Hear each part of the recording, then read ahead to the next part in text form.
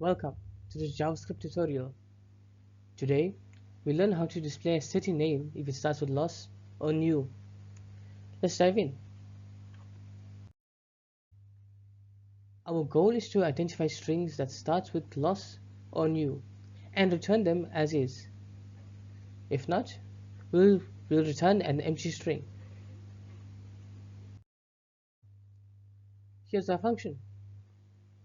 It checks if the string is at least 3 characters long and starts with loss or new. If both conditions are met, it returns the string. Otherwise, it returns an empty string. The function uses basic string operations to evaluate the input and return the desired result. Let's look at some examples. Here, the input string starts with new. The function returns the city name unchanged. In this case, the string London does not start with loss or new. As a result, the function returns an empty string.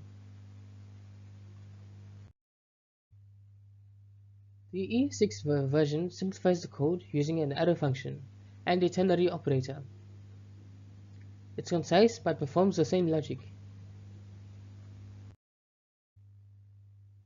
Edge cases include shorter strings like LA, which returns an empty string, or valid inputs like Newark, which match and are returned unchanged.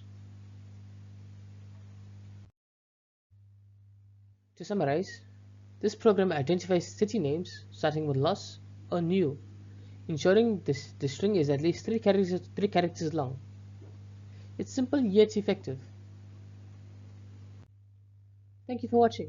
If you enjoyed this video, please like, share and subscribe for more JavaScript videos. I'll see you in the next one.